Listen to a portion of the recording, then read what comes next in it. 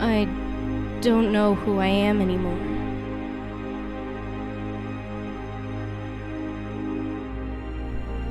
I hate myself.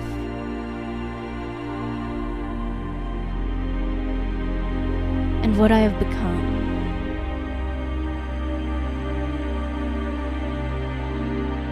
I prostitute myself out for crack. I let anybody with a little money, dope, do whatever they like to me.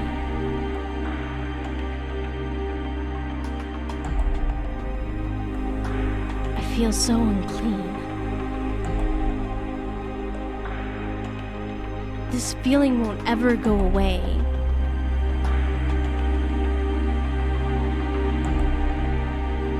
I'm losing a little more of my life and self-worth each day.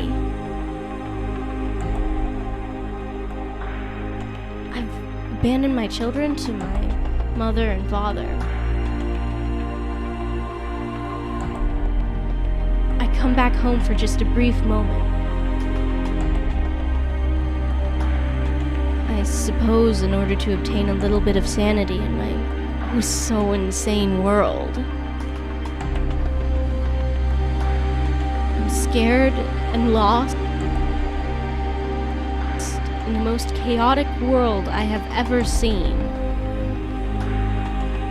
Prostitutes are being killed by their tricks, just trying to make a little bit of money to support their reason for being out here.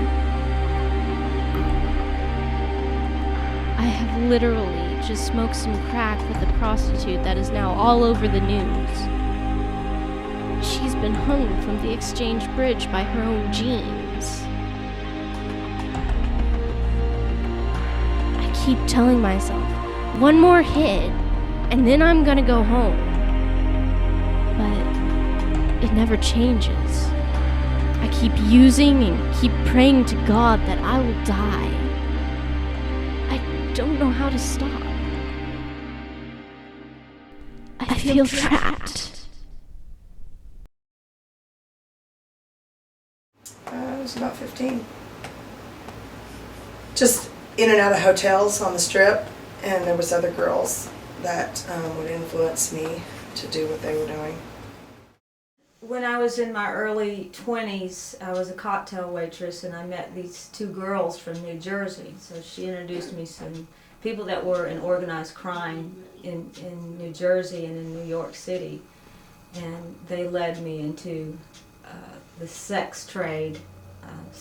Took me to sex bars and introduced me to that world. I actually graduated from Edmond, Santa Fe. When I moved to Edmond 3 years ago, my mom actually told me and my sister to pack up, and she actually sent me and my sister to this house. She left us there and she flew to Atlanta, and we stayed there for about 3 years. I actually moved there when I was 16 years old, and I was molested, and actually the guy that I was living with made me his woman.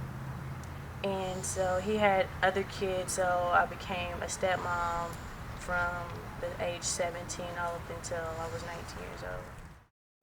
My sister was born into an upper middle class family. We lived at the country club in the Oakland Hills. She started doing more risky behavior. I believe that's when the prostitution had already been started.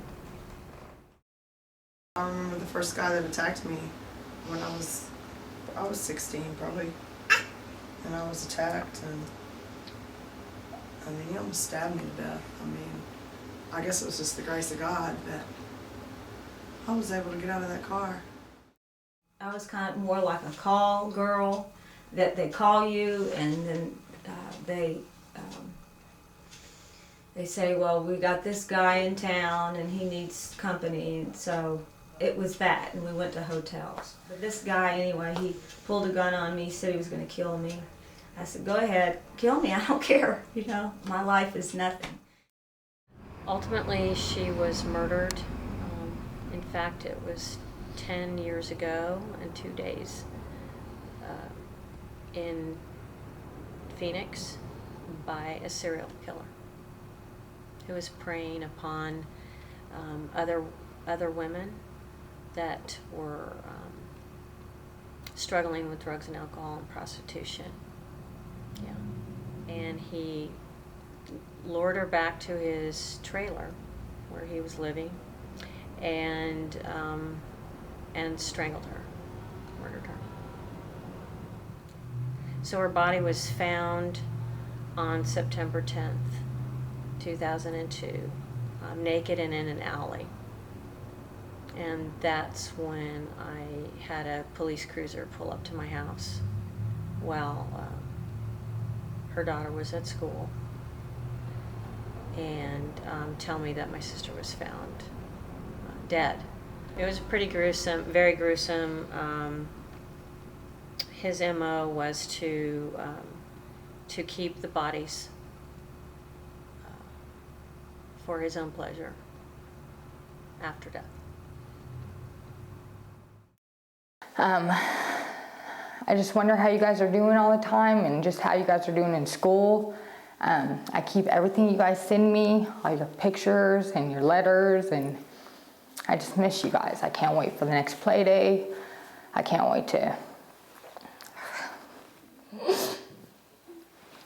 to get out to see you guys. I love you guys and I miss you, and I'm sorry for all the times I wasn't there for you. I just love you. I love you guys. And I'm glad I got to do this with you. Mommy loves you, and I'll see you guys later. Bye-bye. I guess that's about 1.5 years, I ran into an old Navy buddy of mine, and he's like, oh, come on, let's go look for prostitutes. And this was in '97. We went down on Robinson, impress my buddy and, and maybe gratify myself. The second time was pretty much just gratifying myself. And I was a pimp most of my life. I had several girls work for me. I guess a good girl to me, I would say someone that would give you all the money, because the money was mostly basically what all the girl would do. It wasn't about friendship or anything like that, no. These girls are not all out there by choice. These girls are forced into this. They are tricked into this. And if someone is forcing them to be out there, making money off of them and exploiting them, then that's a trafficking victim. Well, any type of vice type crimes or any type of crime in general, really government is not entirely the answer. We can't solve all the problems. It takes really the whole state of Oklahoma. It takes cooperative efforts among our nonprofits. It takes, and I believe strongly, our faith-based groups around our state being involved. Obviously, together we're going to be able to solve more as a whole than we would in our sum parts. The thing about this project is that it is called Project Hope, and without hope, we wouldn't be out day in and day out on the streets, and we wouldn't be going to the most devastated areas of the world. And so, from our international to our local outreaches, we can say that there is hope. And even if it's just that one who's reached, or even if it's the multitudes, that we do believe that people can be changed and people can be transformed and people can experience healing and forgiveness. People can develop a foundation and be embraced into a community, and they can be loved and learn how to give and receive love. And they can be totally healed and restored from the trauma and the things that have happened to them in the past.